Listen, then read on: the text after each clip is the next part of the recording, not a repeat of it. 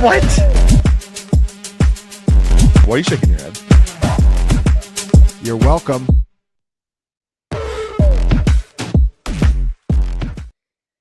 What is going on? Good morning and welcome to Hump Day. Worst nickname of all time, but at least we have this. Hump Day with Hansen. I am Hansen. Our guy, Thomas Tipple over there producing this here live stream. He is in a very good mood because his Toronto Blue Jays emerged victorious last night. I'm still wearing my Dodger hat, and in large part because I haven't yet bathed today. I know that's TMI, and I apologize, but it is kind of a goof. I used to do that on the radio. It's like, oh, thank God we're not on camera because I haven't showered yet today. But all right, well, coming out of week number 8, I thought it was a pretty good week of analysis. These props will, in fact, drive me crazy because we're going to lose. It's baked into it all. But I always ask the question, why do I always have to lose props on, heartbreakers? It's everywhere. It's everywhere. Troy Franklin the week before got 10 targets, couldn't get to 31 damn yards. And then, of course, this past week, he goes absolutely ballistic. We will talk players to trade and trade for here at the top. I will offer up just a quick overview on week 9. I do have some thoughts, and then we'll open it up to the Q&A. We'll try and not, I always say, we don't want to waste time. I don't think we're wasting time here, Thomas. We need to have a little bit of a dialogue, but that's right. As I told you off the air real quick, sometimes it's a blessing, sometimes it's a curse. Now, again, do I get stuff wrong all the time? Yes, I do. It's impossible not to. However, I do have a good feeling and a pulse on like my Dodgers. I went to bed last night. Right. After the 7th. I'm like 0. I could have predicted the score to you. I said they're going to probably score like one more run. That's it. And that's what happened, right? They lost 6-2. So I don't know. What does that say about me? That am I a quitter? I mean, my wife literally said, so. Are you giving up? I'm like, yes, I am. Because they're not winning the game. And I'd have to happily be wrong, but of course I wasn't when I woke up this morning. You're not a quitter. You remember I texted you, not the 18-inning game, but the one before that, and I said this is the inning. It's either we score here or Dodgers win. And sure enough, as a fan, you watch your team enough, you just know you're not a quitter at all. Right. I know a lot of diehard Jays fans went to bed super early for that 18-inning shenanigan of a game, but I mean, don't feel bad. I mean, right. Yeah, you nailed it. Like if you know your team, you know your team. So like after game 1, I tweeted something of the effect like wow, the Dodgers are already on the ropes. And I know that may seem to a casual observer that it's an overreaction. Oh, it's only one game. Yeah, and some guy tweeted me. He's like, I've been following you for years and this is it, and I'm going to unfollow. I'm like, goodbye, dude. First of all, I don't know who the hell you are and didn't know you existed. Yeah. But like the Dodgers in that first game, they literally all your nightmares came true that day. Yeah. Your starting pitcher wasn't dominant. Your bullpen sucked, and your hitting sucked. By the way, the only reason that game the other night went as late as it did is because the Dodger offense stinks. Yeah, the Blue Jays playing a spring training lineup for 11 innings of that game is really right. surprising. But hey, I'll just say this: it's no different than when I'm watching a Baltimore Ravens game and they're up 13 points in the fourth quarter, and I turn to Aaron and I go, I'm betting against them, and they blow the lead. You just know. When the Blue Jays were up 8-1 against the Mariners years ago in the playoffs, I made like a $300 bet on the Mariners when they were up 8-1, and sure enough, it was the biggest collapse in the team's history. You just know. I know, Thomas. Like I know that the Dodgers are winning tonight. You just know. Okay. You just know because Blake Snell is not shitting the bed 2 games in a row. We don't know. He's not. No, I think he just was out of his rhythm last time. The time off. But that's we'll put it to the test because I'm a guy who went to bed last night with 2 innings to go at home in the World Series. And I'm also a guy who is predicting that same team to emerge victorious tonight, one day later. I'll say this: if they win tonight, it's over because it's Yamamoto in Game 6. So exactly, and we don't want Glasnow. Glasnow, aka Big Bird, that guy stinks. I'm done with him. He's he's fine for a big dude who throws hard and all that, but you can't. I mean, he dies after the 5th inning. Yeah, for sure. I can't stand him. Nick says coming to Toronto in Game 6. I'm thinking about it. Wow. See, here's the thing with that. I've only been to one Dodgers playoff game in my life. They lost.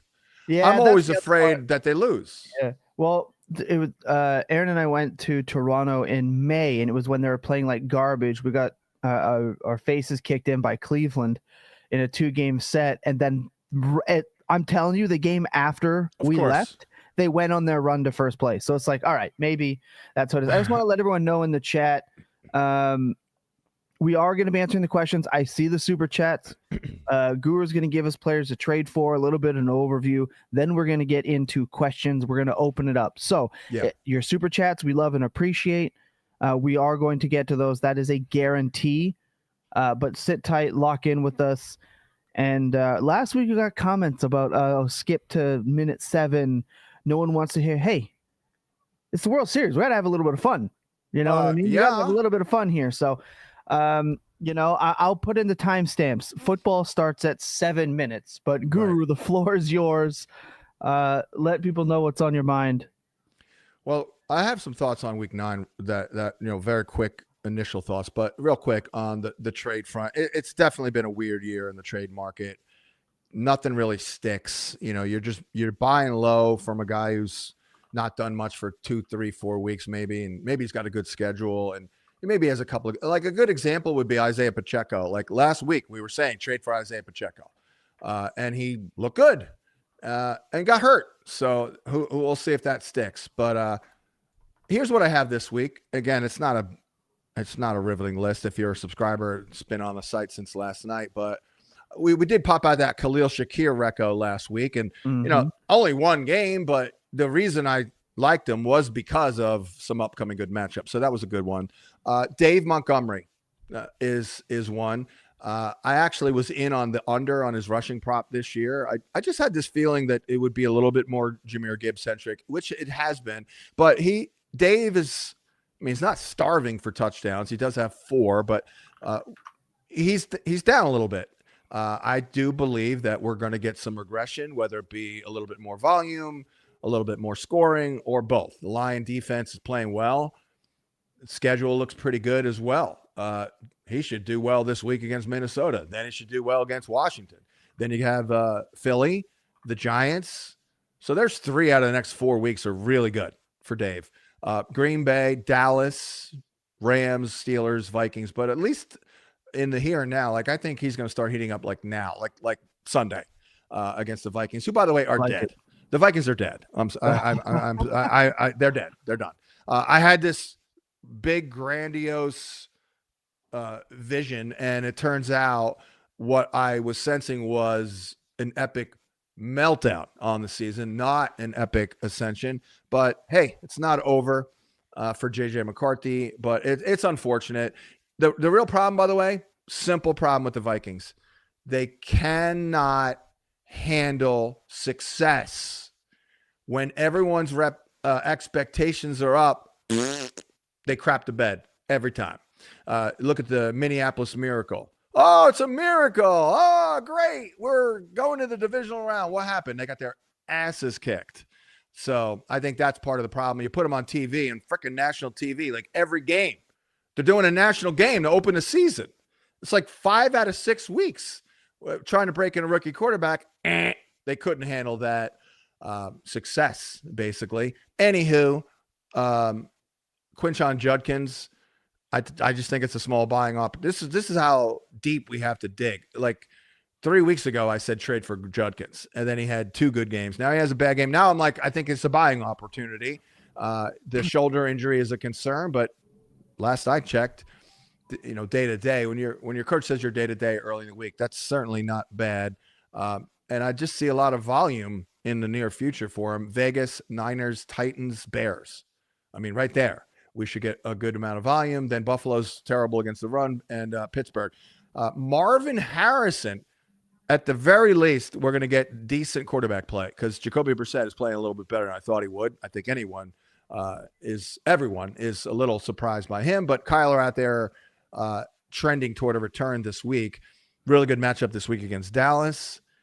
They're a deep funnel. Seattle will be tough, but San Fran's good. Jacksonville, Tampa, LA, Houston's bad. Atlanta and Cincinnati. Overall, I think that's a pretty good schedule. Is anyone even thinking about Marvin Harrison right now? There are people who have him rostered and don't realize it here on Wednesday morning.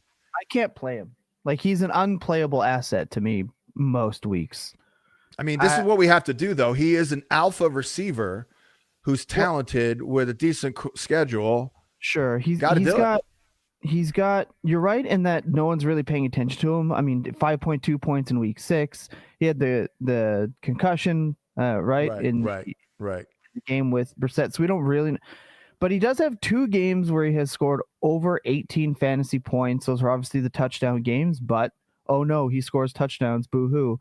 And then week 5, he had the 13.8. So there is an opportunity. It's just so strange that a player, I don't remember the last time that a receiver as touted as he has been scores like 10.8 fantasy points per game in his second season. It is amazing. It is amazing. It's a combination of things. It's the offense isn't any good.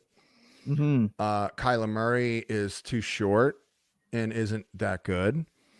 And Marvin Harrison is coming out of college here or initially, and he's a little soft. And his confidence is not high. But, you know, these things can be corrected. You know, his confidence can increase. He can start playing a little tougher, play through contact a little. That's like a low-key scouting thing that some of these guys, you're like, why isn't he better? They can't play through contact. I don't know about Harrison with that because he is not a small guy, but he is, in my opinion, been a little soft. But, you know, again, this is what we're doing, though. Like, we're looking for guys with problems right now to buy low on. So we're never going to get somebody where we're painting this beautiful picture because, well, they're not a buy low. Drake London. Again, all we're seeing is these small little windows opening up. I don't know what the hell happened to Darnell Mooney last week. Obviously, Kirk Cousins was absolutely brutal, but the early word is that London is very much in play to return this week, by the way. Not a good matchup against New England, but his overall schedule, I did like it when I looked at it. New England, Indy, Carolina, New Orleans, Jets. I'm sure will be a Sauce Gardner situation there. Seattle, Tampa, Arizona, Rams. Not amazing, but not bad. How about Rashid Shaheed on the chance that he gets traded? That's the word. I can see it. He's only got, 9-10 games left on his contract. Obviously, they're not going anywhere. And even if they don't move him, I mean, he did click a little bit with Tyler Shuck last week. Cortland Sutton, nothing major. Again, Marvin Mims in the protocol. He may miss a week. What else? Surtain is out for at least, a couple weeks. Is IR still in play with Surtain? I don't know, but that'll help. Cortland Sutton's case. Obviously, the quarterback playing pretty well. Mark Andrews. What is up with Isaiah Likely? Are we going to get 2024 likely at some point this year? Are we ramping up here? But I do still like trading for Mark Andrews. Mark Andrews is the buy. The Isaiah Likely thing is very forced, I'll say. He had the Kansas City Chiefs game where he was basically just check down Charlie, and they did it numerous times, and then there was the almost touchdown. Outside of that game, he did not really have a standalone breakout game at tight end. And I don't understand the Isaiah Likely stuff. He's a subpar athlete. Doesn't exactly do anything amazing. He had the 116-point game. It was against the Bengals. He scored twice. Outside of that game, he scored 14 against Philly. He scored that game, but 5 for 38. Right? He scored a couple other times, but 1 for 9, 3 for 29. That was in the breakout of 2024. And then he has not seen more than 2 targets in any game this season. Yeah. So I think he just is what he is, and I think one of the best things to ever happen to Baltimore was him getting hurt before they paid him $55 million. Yeah, that's true. So is he a free agent at the end? He is. I believe he's a restricted free agent this year, and there's rumors that he was looking for a new contract.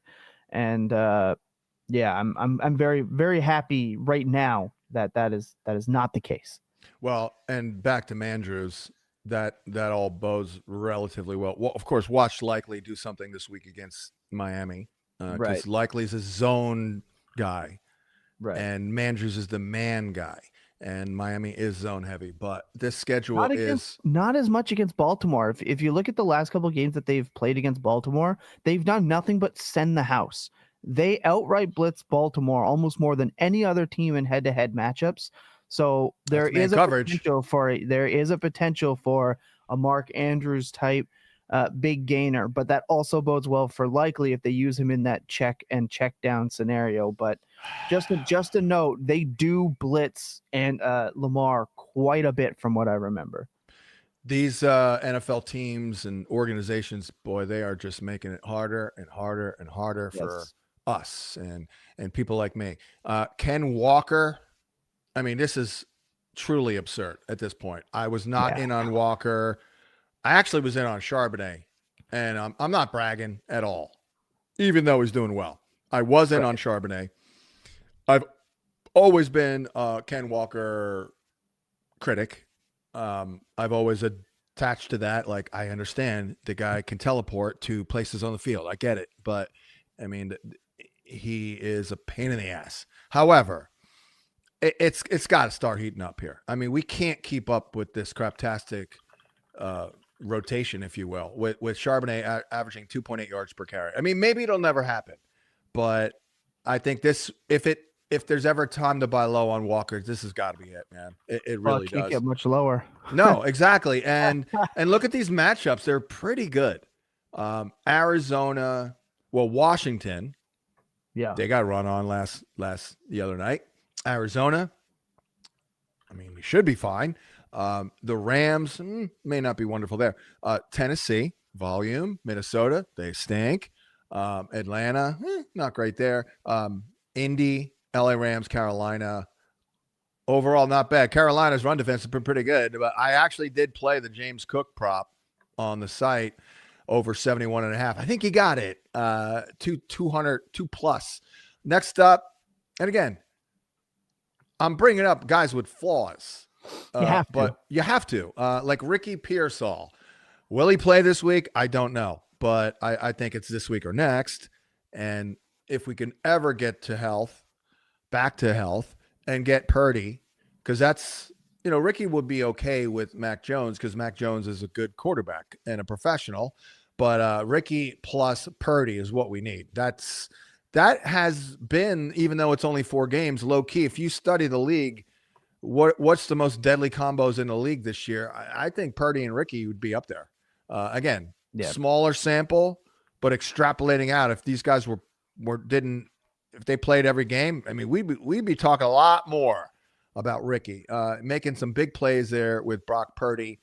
I think the schedule looks pretty good overall. Giants, see if he goes this week. Rams, pretty good matchup. Arizona, Carolina, Cleveland, Tennessee, Indy, Chicago. I think that's pretty darn good.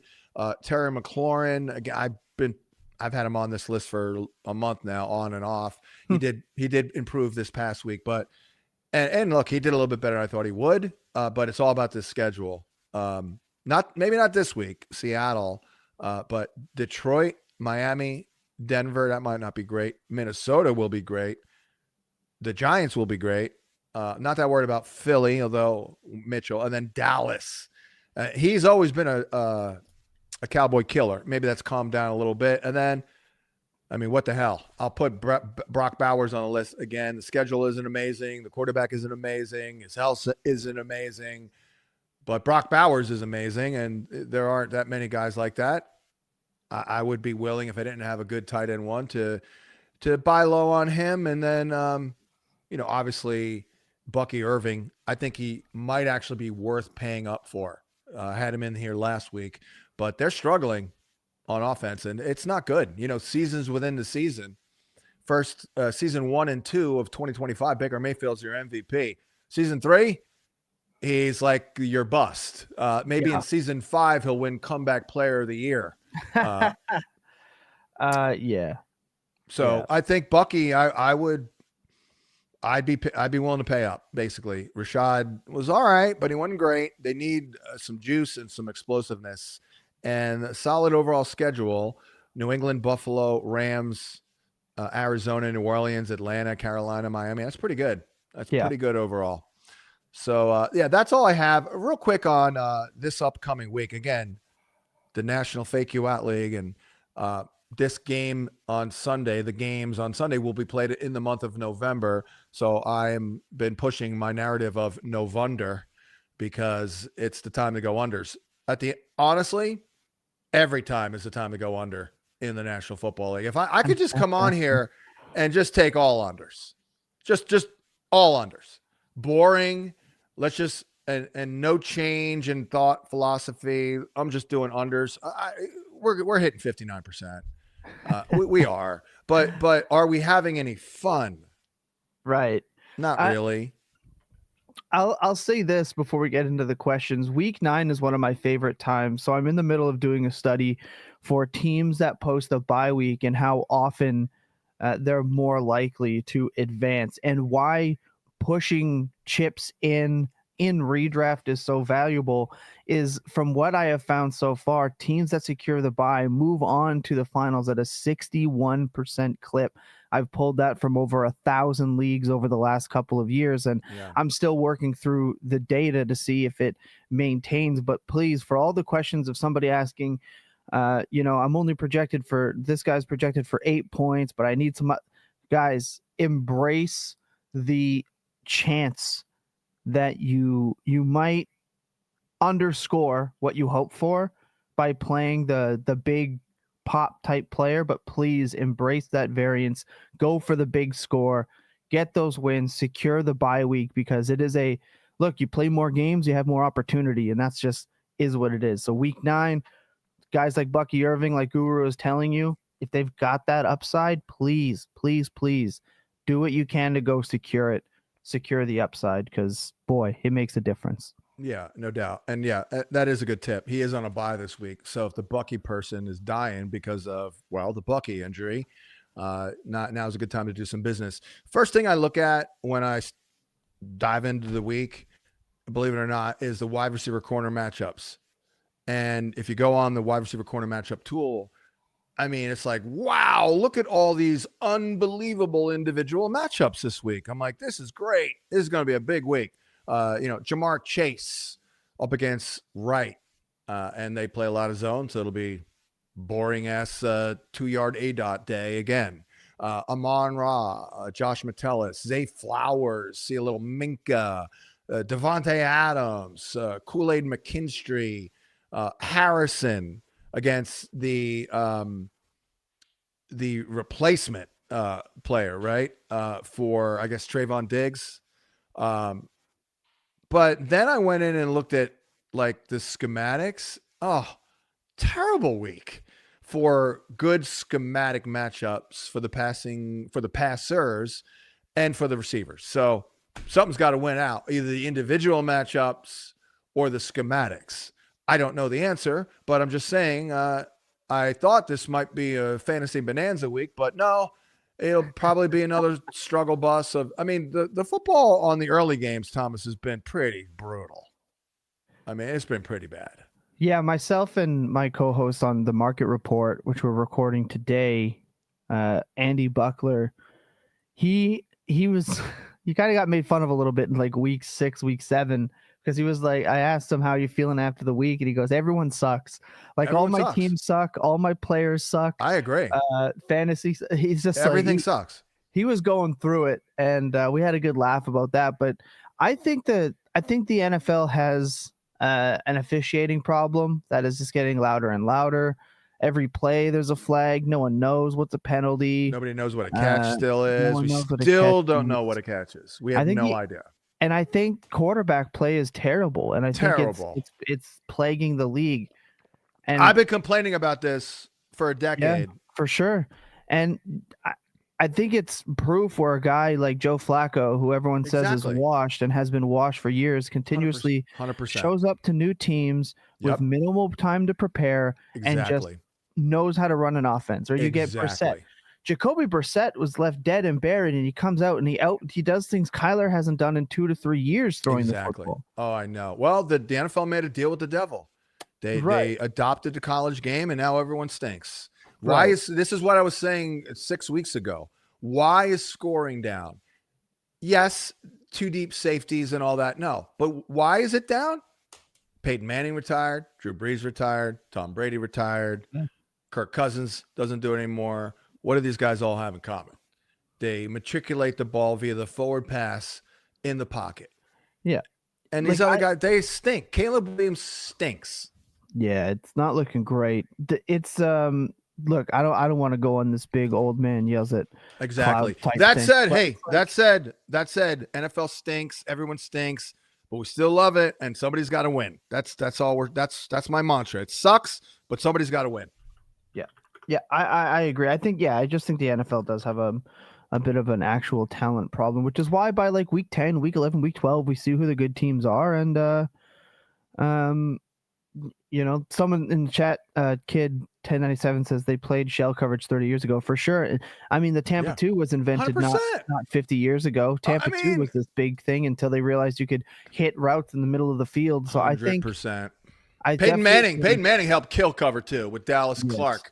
Absolutely, 100%. Now we just need to find the new thing. So, but we also don't have the talent and wherewithal to do that nowadays. But some of that, and I think a big part of that too is rushed quarterback development. The guy doesn't work for 2 years. He's gone. Like I know I make fun of Cam Ward a lot, right? I call him, Will Levis if you drafted him at 101. He's Will Levis without Mayo and his girlfriend leaving him on draft night. Like I never said anything good about Cam Ward, by the way. Never did.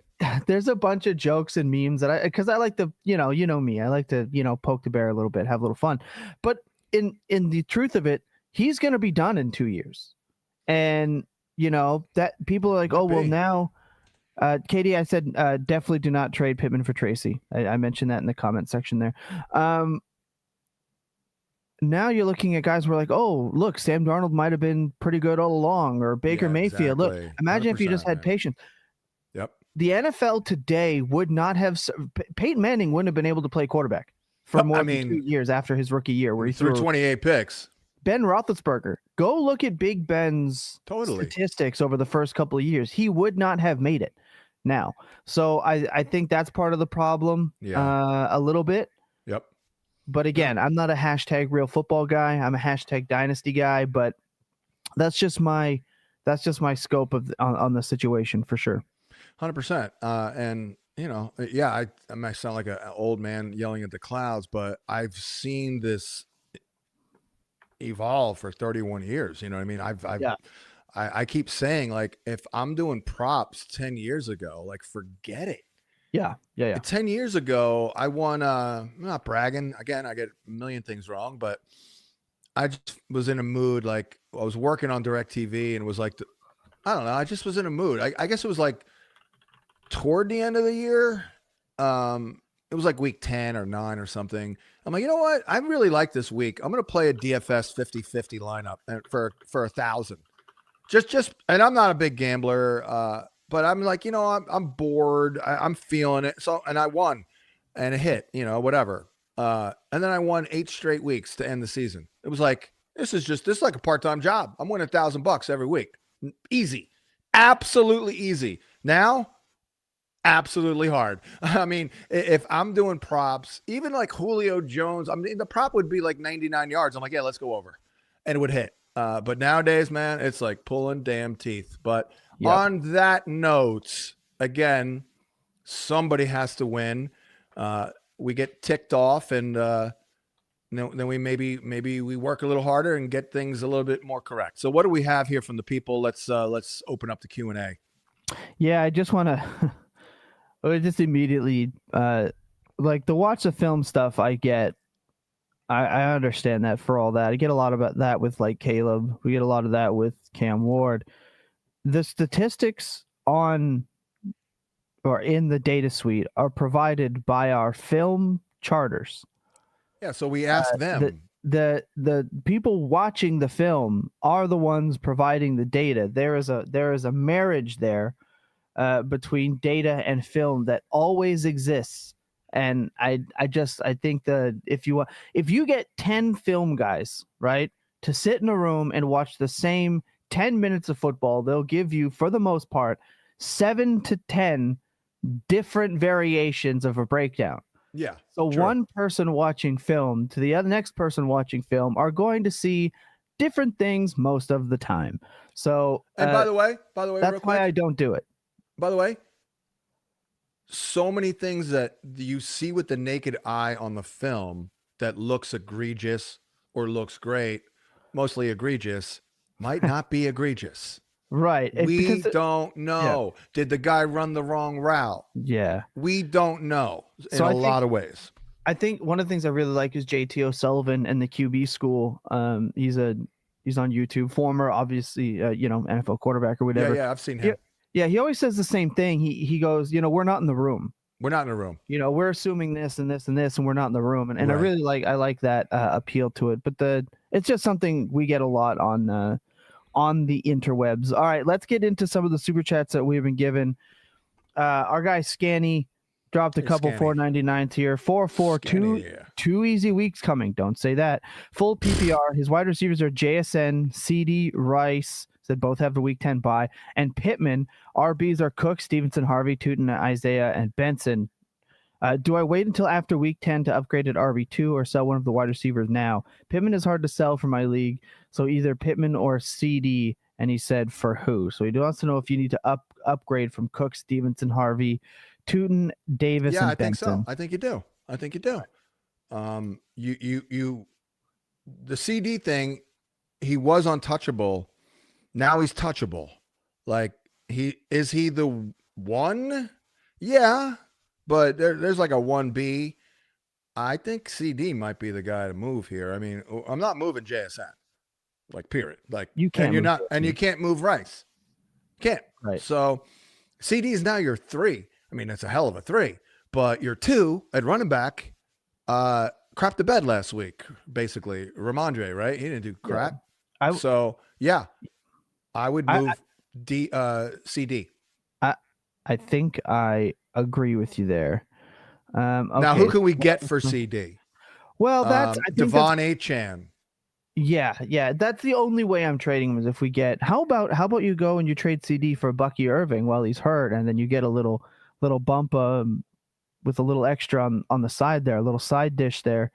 By the way, there aren't many good. At all. No, that's not bad. There aren't many good options. Do you want to do Genty? No. Derrick Henry? I would do that.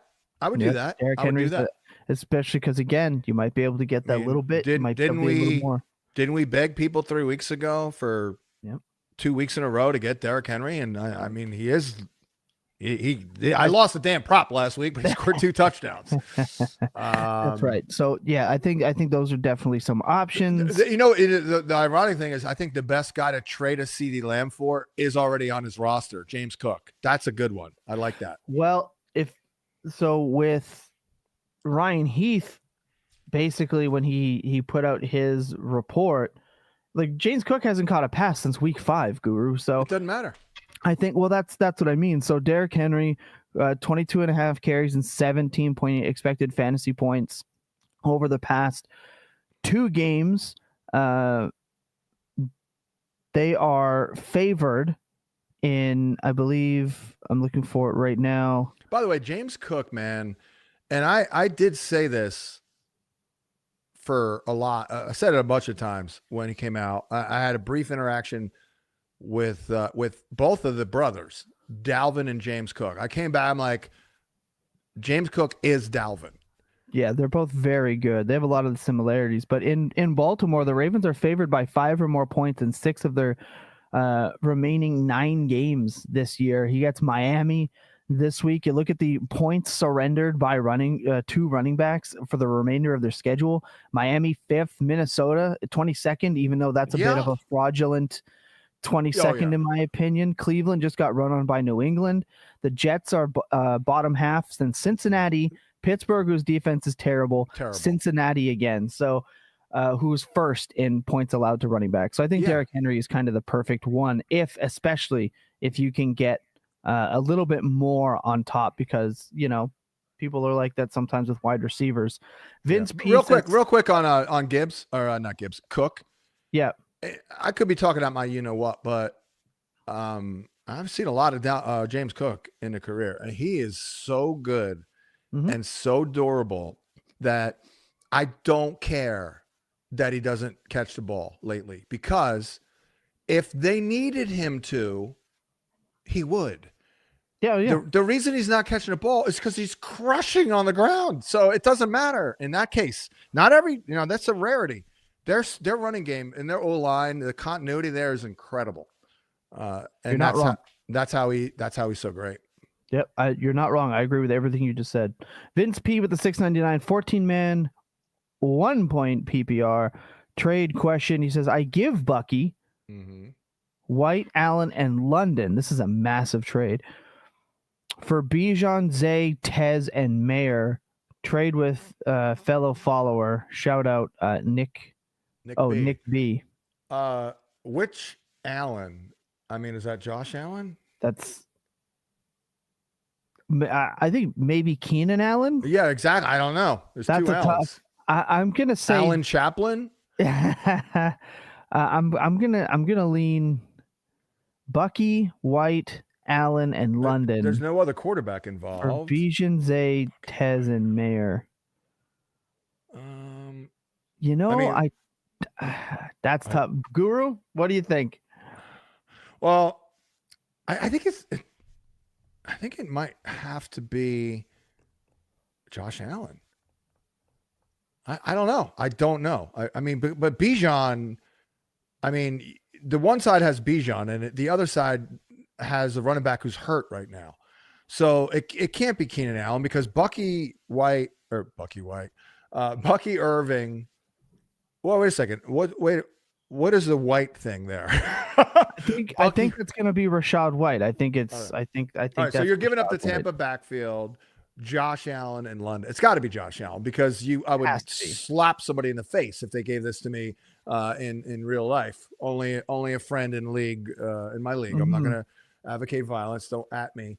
But that's my favorite line. When somebody gives me a trade, tell them no and slap them in the face. Didn't we illustrate that the other week? We did. That's right. All right. So the Tampa Bay backs, Josh Allen and London. No, you're not doing that. No. Sorry. I mean, if it's Keenan Allen, yes. If it's Josh Allen, no. I'll go there. I'll say. I agree. Yeah. That's how I'm looking at that for sure. He says Peter says I'm 8-0 in my PPR, but he says he's hurting at tight end. Are you hurting at tight end if you're 8-0? I don't know. Off of Nico and Gadsden for Rasheed. Also have Amon-Ra St. Brown and JSN. Thanks. Any thoughts? No. Keep your Rasheed.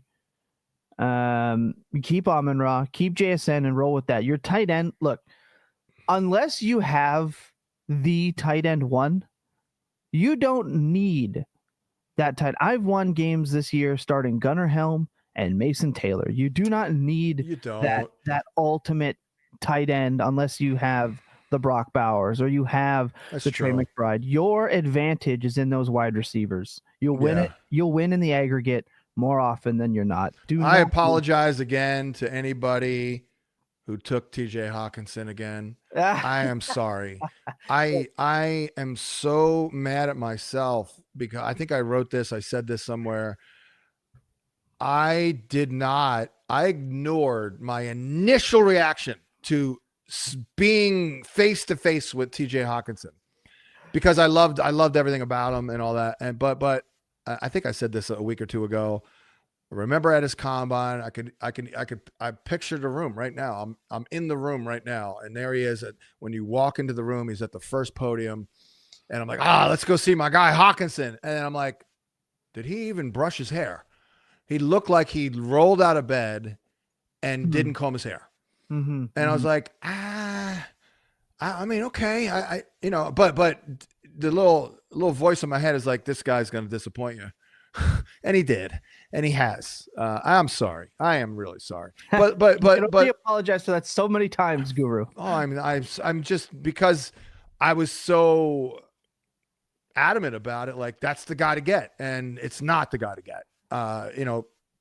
Probably should have been in a good offense if their freaking O-line could do anything. But yeah, tight end is crazy this year. Like Mason Taylor, I understand the quarterback situation stinks, but there's a guy like 10 years ago, if a guy like Mason Taylor starts coming on, like, everyone's picking him up.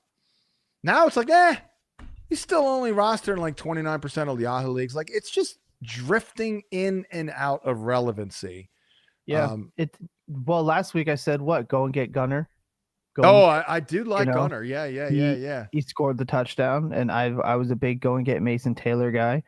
There's, again, you just don't need you can play the waiver wire for the most part with tight end. Keep your workhorses. And Dalton Schultz, who I actually did like and have on my list. I know he got hurt last week, but I mean, the guy is 8th in catches. Right? I mean, he'll never score another touchdown in his life, but I mean, he is 8th in catches, and he's probably top 10 in yards, right? He's 13th despite getting hurt.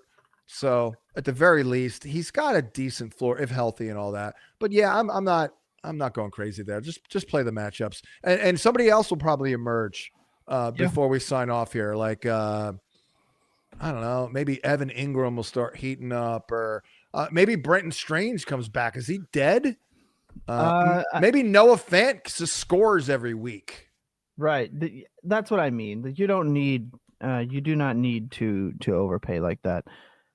Because every team sucks covering tight ends now, as we know. Yeah, Brenton Strange, he was out at least 5 weeks with that injury. So we're looking at he's probably got another week or two. But when he comes back, he gets Chargers, Arizona, Tennessee, Indy, Jets, and then Indy again in the playoffs. So potentially a good stash there.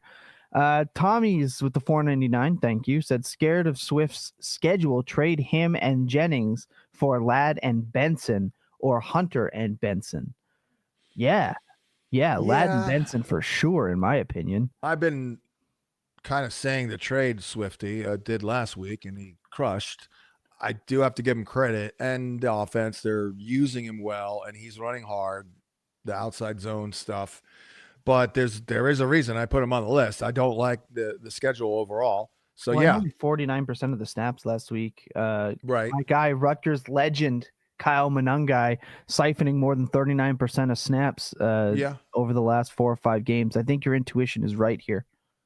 Yeah, but Swifty, he kind of does it every week. I mean, I bet you he's an RB1. Now, I did not like him on my target list, but if you read my draft plan article, I did take him multiple times just because, hey, he's fallen to the 6th, 7th round, and he's got a roll. He's RB11.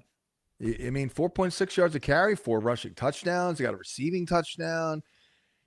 He's doing it, but yeah, I don't know, sustainability of it. I mean, is DeAndre Swift really going to end the season as an RB1? I doubt it. Yeah, it's tough to see, and I like Benson coming back here in a week or so. So yeah, the Michael Carter is off and on the practice squad now. I mean, yeah, it's pretty clear if Benson's up for it. He, like that first game, he had a good role. If he's up for it, he's getting 20 plus touches every week for sure. Agreed. Yeah, I like this, and I think Ladd the targets are upticking. So I like. Yeah. Because Keenan Allen and Quentin Johnson are kind of dead.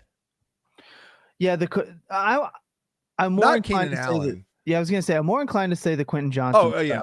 I dead. Never, right. not a believer in that. But Gadsden's kind of me. Remember when on this show here, even I said early that Quentin Johnson's kind of playing the Greg Roman tight end role to start the year. That's true. Is what I said with how he was used near the goal line or whatever. And then Quentin Johnson will always have his broken coverage stuff, whatever. But Gadsden's now running those routes, and he's getting open downfield, and he's being used in the middle of the field. So I said it early in the year.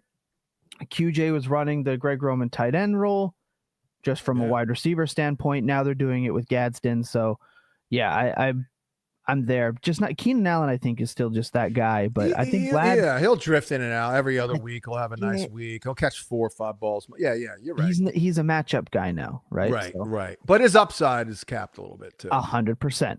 Which is good because I almost traded a second for him in Dynasty a few times, and the person. Speaking of Dynasty, I got auto rejected, and they bailed me out. So shout out. Speaking of Dynasty, another huge win for Team Gorific in the Fantasy Points Dynasty League. Now, I am not going to win the league. I will get pinched here, but I am 8-0 and leading in points, and I mean, there's just no end in sight here. I mean, I'm scoring $150 every single week, and we use 3 flexes. Receiving core is not that great, but Johnny Taylor, Javonte Williams, Jahmyr Gibbs, Patty Mahomes, Ladd McConkey, Tyler Warren. That's pretty good. But again, I'm not winning it. I have a curse. I have never won a league that was like an official league of a website that I have owned or part owned. Oh no. 0. I've gone undefeated in the Fantasy Points staff league that we did 10 years ago. It was 12 years ago now. Undefeated. Round 1 of the playoffs. I'm like, here we go. One more win. I look at my opponent and his matchups. I'm like, I'm dead. And I lost by 100. So I will not win the Fantasy Points Dynasty League. I was the runner-up last year. I'm already going to spend the runner-up money because I'm not winning it because I'm cursed on that. But I am undefeated and I'm kicking ass, so I feel good about that. I guess that helps my Dynasty rep. Maxwell says 3-5 and need wins. Looking to ship Hampton. Who can I realistically get back for him? ETN maybe packed him with Nico for a RB1 in a standard league. I'm not looking to ship Hampton personally, but what do you say? I mean, I don't know about the injury. You know, it seems like isn't he eligible to return now? He's eligible to come back here right away, but I don't know if they're bringing him back right away. I think is the problem. Right. Let me see here if there's. I mean, he's in a freaking walking boot. Like no. Because what are you going to get back for? Oh wait. You know what? Yes. Yeah, he's 3-5. But my question is what do you get? He says ETN. ETN hasn't touched 10 PPR points since the clock rolled out in October. I understand. Right. I'm the guy that said trade him after week 1 or 2.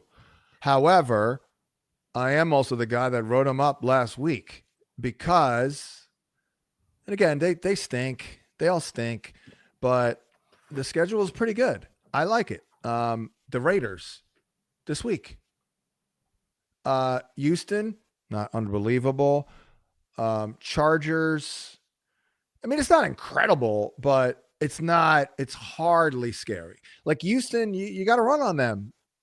So maybe, catches 3-4 balls too. Like they're hard to throw on. Kind of the same deal with the Chargers.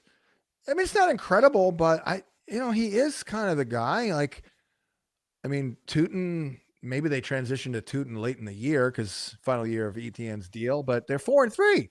So, and they're in the NFC South. I think ETN's actually a good one. At least you got a chance. I mean, yeah. I mean, Hampton's not getting you anything, maybe for a month. So I think this idea of pairing up with Nico Collins is probably the way I want to go and shoot for a higher tier of wide receiver. Just how I would play the game. I'm not loving Nico right now. Yeah, I'm not a Nico guy. We just did a full dynasty breakdown on Nico Collins on Market Report last week. What about your boy Tyrone Tracy? I wouldn't mind picking him up in a redraft for sure. But I would want, again, you leverage somebody like Hampton's end of season upside. You leverage Tyrone Tracy with a little bit on top. I don't know if 1 for 1, But he did run more routes than Devin Singletary post Scattaboo injury. Yeah. And he was good last year, obviously, right, at times. So I think there's potential there. I don't hate that one at all. Just leverage his end of season upside in Hampton. Right. With getting a little bit of a plus. I also don't mind the Nico for an RB1 thing. I like that. If Kamani Vidal continues to play well, he might stick, with a 35% role in that backfield, and maybe Hampton is brought back a little slowly. You got to make a move at 3 and 5 with Aaron Hampton. You just have to. Yep. See, that's the difference between redraft brain and dynasty brain. That's what that is. That is right. That's fine. No. You got to get out there and sell.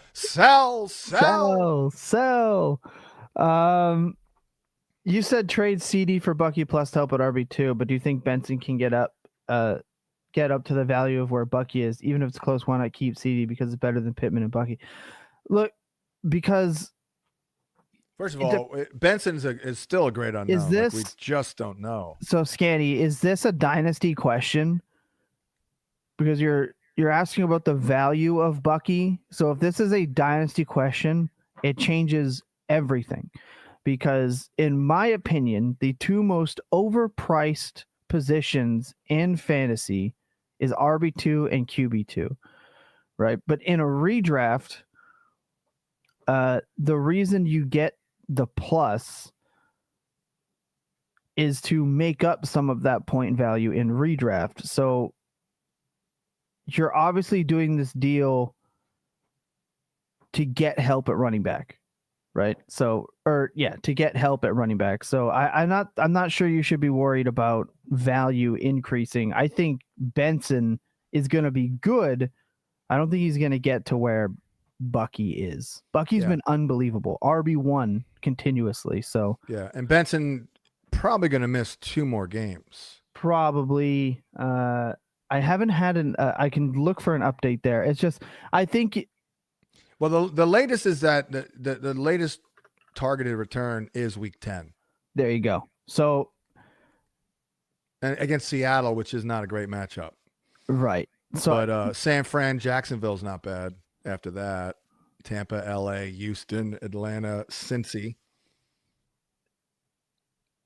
I mean, you just have to be careful with a guy who's on IR with a knee injury, it's a tough one.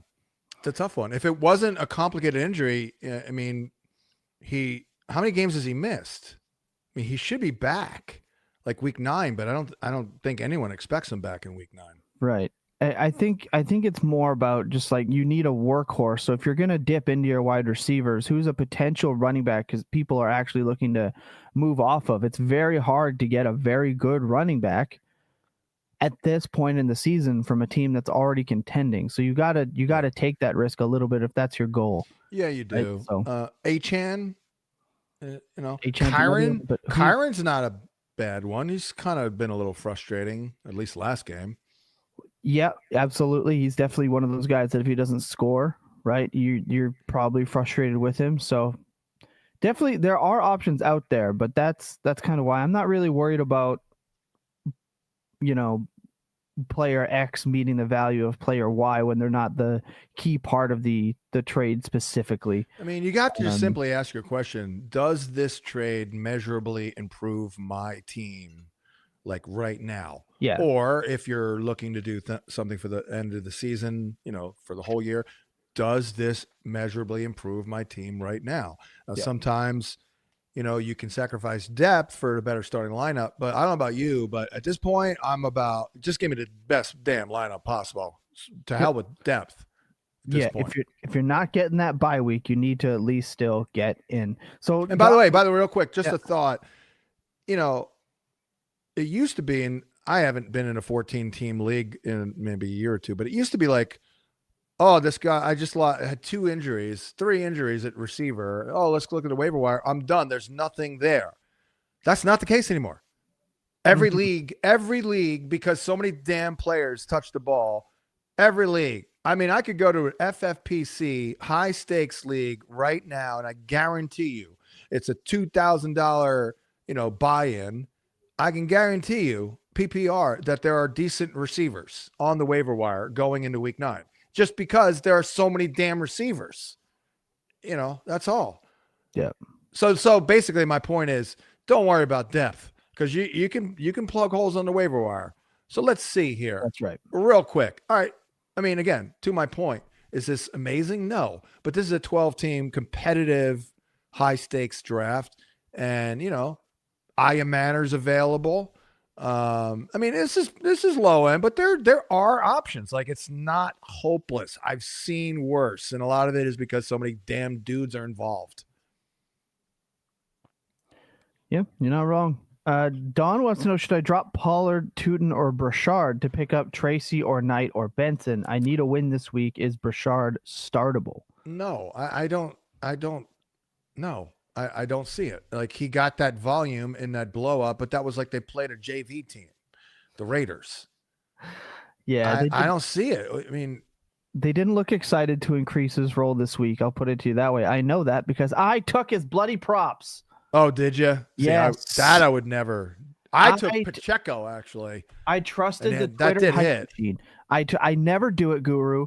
I shit on the Twitter hype machine on a regular basis. Yeah. I always say, if you just fade Twitter, you're going to be right more often than you're wrong. But this time I was like, no, you know what? Right. I agree. The rookie is getting the increased workload. He's Jerick McKinnon. I bought in. Right. And I took the props and I lost. I think both Pollard and Brashard are possible drops for me if I'm picking up Tracy and Benson. Benson for end of year and Tracy Benson, now. Absolutely. I think move Pollard, move Brashard. I'm not willing to move off Tootin just yet. Right. But I agree. Pollard and Brashard for sure. For Tracy and Benson as well. I also had Pollard on my list, and I sincerely apologize. I thought that they would freaking run the damn ball better with freaking Callahan and 3 number 1 picks. I mean, just a disaster. So that's another one. I'm so sorry. And Spears just looks. I love Spears. I actually had them both on my list because I love Spears. And I'm like, all right, I'll take Spears in the 13th round for depth. But, when I'm in early round 7 and I could use a good RB3, I thought Pollard would be a good pick. Nope, not at all. Yeah. It's rough. Spears. I did my mini pod. I did 2 mini pods this week, and in one of them I said I recorded it on Sunday before the second games, and said, look, by the end of this weekend, Tajay Spears is going to be a priority buy. I love Spears across all dynasty, and sure enough, I'm already looking, and he's been traded so many times already in the last few days. So do you see that run he had? I mean, my man was shot out of a cannon on that puppy. Yeah, he looks 41-yarder. No knee. Yep, phenomenal. Yeah, exactly. I know, but one of my favorites. I did set up an interview with him. I absolutely love that guy. That's a dude that you just want to get behind. He's I'm telling you. If he was just a little bigger, he could be a stud. I love the chat here. So it was Keenan Allen in that trade, by the way. Oh, wow. Okay, well then do it. He did say Keenan Allen. But I'm looking at the chat and it says like Allen Robinson. Someone said Woody Allen, Alan Thick, Roddy White, Tim Allen. Phenomenal display by the chat. There's a lot. Any Alan Chaplins? No Alan Chaplins. No. He's David Allen Greer. Isn't that the guy from In Living Color? Here's one, an underrated question that I would like to get your opinion on. Someone wants to know: would you drop Bill for Troy Franklin? Oh, little Bill. I don't know. I mean, Troy Franklin's killing me. Because Sean Payton is, in fact, the Dr. Evil of offenses. And,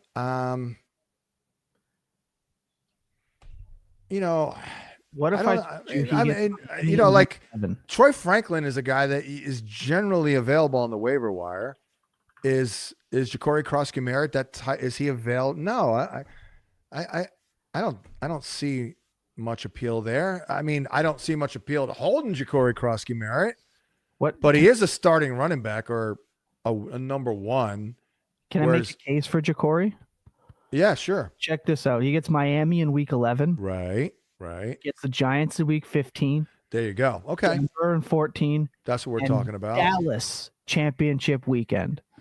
And granted, fall off a cliff Kingsbury in full effect.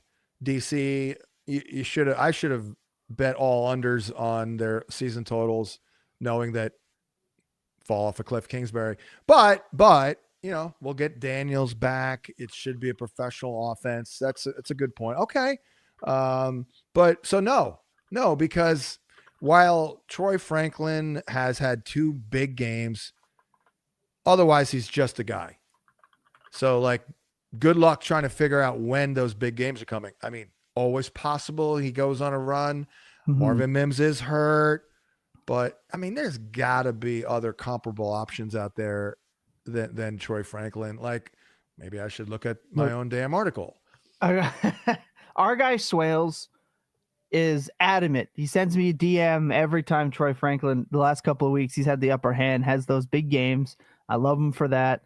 He believes. I can't believe in the Broncos offense on a week-to-week basis. Like, I can't believe that Cortland Sutton will just continue to be a near zero moving forward. I can't believe that. So, well, one problem with Franklin is Pat Bryant, and that's a problem. That is a problem. Like, he's coming on, and maybe Mims misses the game, but between those 4 and Ingram, and there's always going to be, touchdown Nate Atkins, thanks for nothing, and it'll probably get Bidet.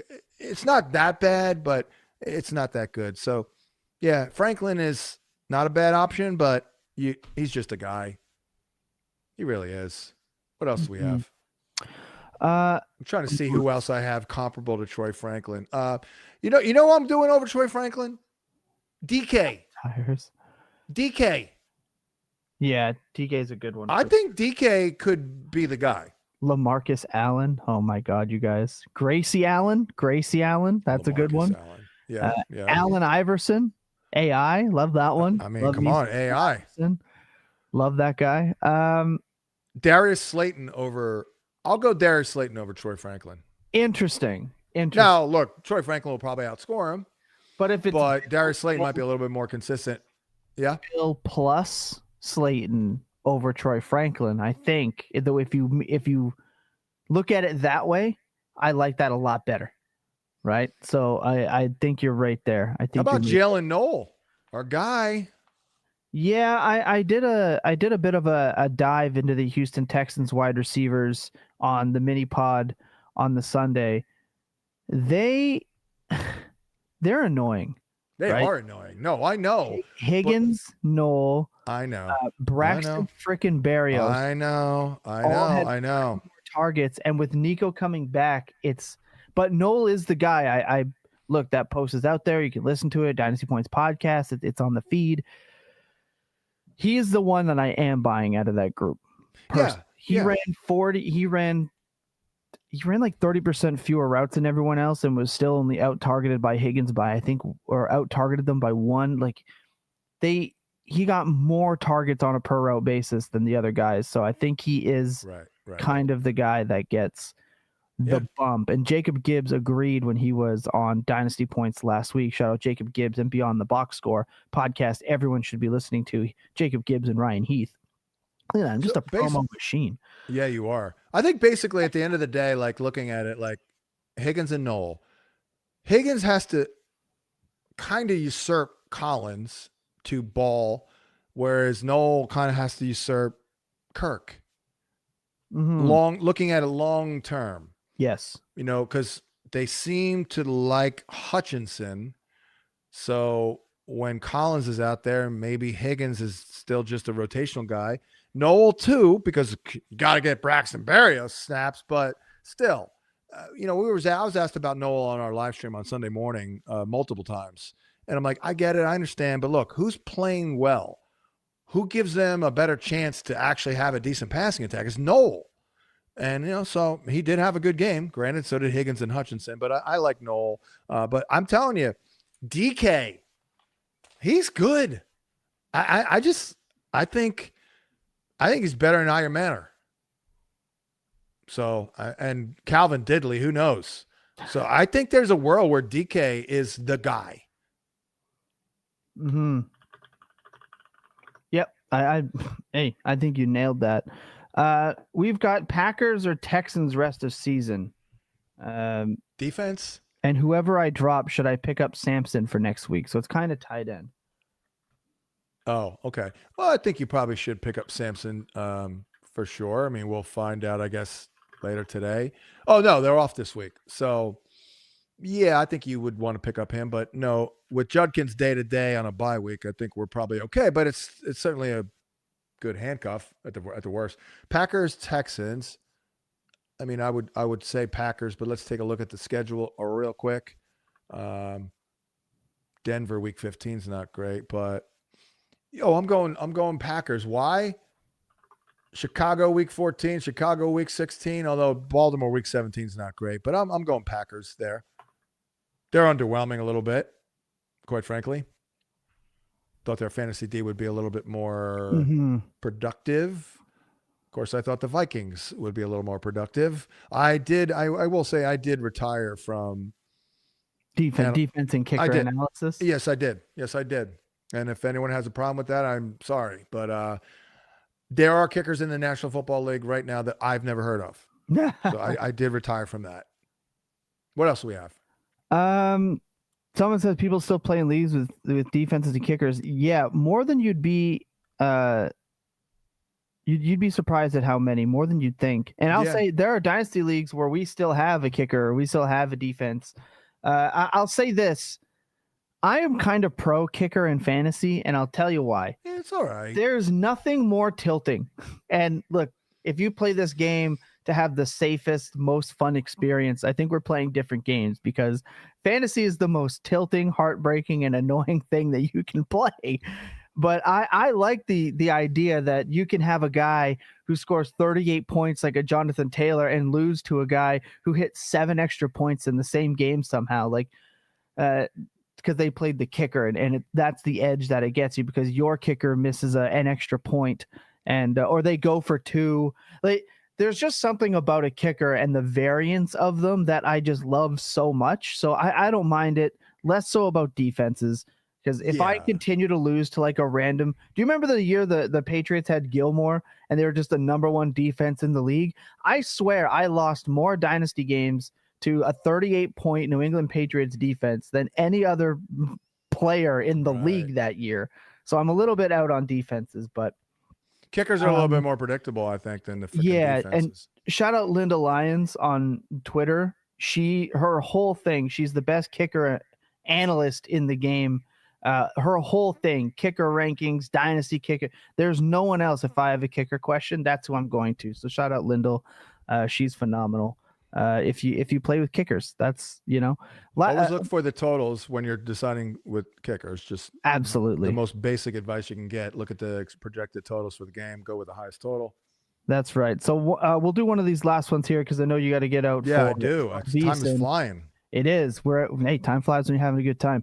How much longer are you holding RJ Harvey and Tootin? Now, the guy scored 3 touchdowns last week. It's like, how much longer we can hold this guy? He only had 3 touchdowns last week. I was going to preface this with, we know RJ Harvey did kind of do the breakout thing, how real that breakout is. But someone like Tootin, we're saying we're not dropping Tootin just because how long Beefred... Yeah, we'll definitely do that. Like, when do they bail on ETN? Basically, exactly. When, like, how long are we holding? I just don't think he's somebody you drop. No, you don't. You drop him at all. You don't. At worst, he's a handcuff, right? And we don't drop handcuffs. I could see, week 15, maybe a week or two later, they're eliminated from the playoffs. I mean, they are 4-3 right now, but they do stink. And Liam Cohen makes, an announcement that, Bashal Tootin is going to start, and they're just going to play out the string with ETN and let him walk as a free agent. So, but we're not there yet now. They're 4-3. But yeah, I agree. I saw Etienne as a clear extension case, and now I don't know. That offense looks pretty rough. Right. Now, as for Harvey, I mean, at the end of the day, we're in need of a Dobbins injury for a true breakout. Obviously, which who knows if that happens. I mean, he looks damn good still. He looked really good to me last week. So it's a shame, but look, Harvey is pretty good. He's got plenty of juice, and Sean Payton is in his DNA to have a dual backfield. So maybe Harvey gets a little bit more every week to where we can trust him. He does have big play potential. I'm definitely not giving up on Harvey, but I don't have a target date to where, all right, by the time we get to week 12, we're good, because it's all dependent on Dobbins. But again, I think Harvey's role can inch up just a little bit here to where, all right, now, my thing is always 10 points. He's going to have to score to get 10 points. Let's be honest here. But I think maybe we get to a point where he gets 7-8 carries every week, 2-3 catches. And now that's viable. 10 points is viable. And if he scores, it'll be a slam dunk. Right. We'll actually go last question here, because we got super chatted here. Trade away Egbuka and Bowers and get Puka. I think I would. Yeah. Yes. Egbuka has not been the same. Maybe the bye week will help, but we don't know about Bowers either. Obviously, all these guys are hurt, but Puka fully expected return. Yeah. Okay. I'm doing it. Okay. I get it. Upside wins championships. I'm going to I'm not going to answer that one. Well, here's the thing. I have an answer. Bowers. I mean, we all know Bowers is a stallion, but Gino's terrible. The offense isn't good, and he's doing down with a knee. You can find, Brenton, Mason Taylor. I'm trying to think of somebody, you could have got a Gadsden, you can get a needle mover at tight end. Yeah. You can. Where are you getting a needle mover like Puka? True. Literally nowhere. Yeah. Impossible. Yeah. So yeah, I'm doing that. I like it. And then Scanny came in, CD plus Gadsden for Bucky, Tyler Warren, and Diggs. Yeah, perfect. Oh yeah. Yeah, I do that. There you go.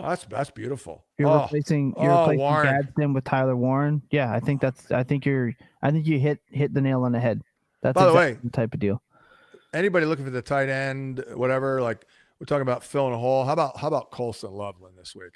If Colston Loveland can't do, if Cole Kmet is out, Colston Loveland, I'm telling you, he's going for 75 yards. I can't do Colston Loveland. He was supposed to break out this week, didn't. I didn't say it. I don't think I said it. He's riding the pine. No, I don't think you did. No, he's riding the pine for me in redraft. I don't want him. I don't want him in redraft. In Dynasty, I'm buying everywhere I can. Right. Redraft, I think I'm out. I think I had him as the most egregiously priced player on the board this summer. Yeah, it was insane. Right. Yeah. I mean, they drafted Burden and Loveland and had DJ Moore, and it's the first year in this offense. And they brought in Zacchaeus. And they re-signed Kmet. It's a weird situation there. I think you nailed that trade, Scanny. I think that was perfect. I will just tell everybody, if your question didn't get answered, please ask as soon as this live stream is over. You can stay on the YouTube page, hit refresh. You'll be able to leave a comment below. Not only does that help us in the algorithm, it helps boost this video, more people can see it, but I will also be around all day and most of tomorrow. I really am answering these questions up to Sunday as much as I can. I'll make sure you guys are attended to. So if your question didn't get, don't worry, you have a chance. Just drop it in that comment section. I will be there to take care of you guys for sure. And if I can't get to anything, the reason is I'm writing the Hansen Sense article, which takes me 6 months. It feels like. I'll give you the word count for this week. I'm not bragging or anything like that. I'm just saying this is why it takes me so long. We had a bunch of buys last week. It was 13,485 words, and I tried to take a position on every single player. So at the very least, if you can't get to me, you can't because I'm writing the article, and B, you can look at the article. You don't have to read the whole article. Just go to your game, and we'll figure out a way to get it a little bit more efficiently presented. But I have takes on 100 players every single week with a lot of data, and it's pretty good. If you look at the article on Sunday or Monday after the games, you're like, it's not bad. In terms of trying our best to predict it. So that thing's a monster, and I'll keep going with it. And thank you for tuning in. Let's wrap it up because I'm late. Sorry if we wasted any of your time talking about our own teams or MLB. We apologize. But for Thomas Tipple, good luck. Good luck to your Blue Jays. Yes, we'll be texting tonight for sure. I'm John Hansen. I'm going to say the Dodgers win this one 7-2.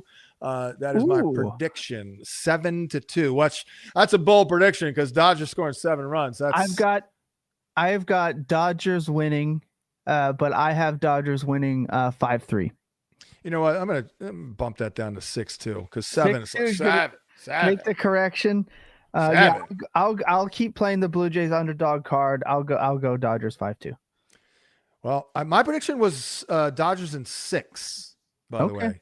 It's still live. If we go to 7, congratulations for your World Series championship. I would say. I love it. All righty, later. What? Why are you shaking your head? You're welcome.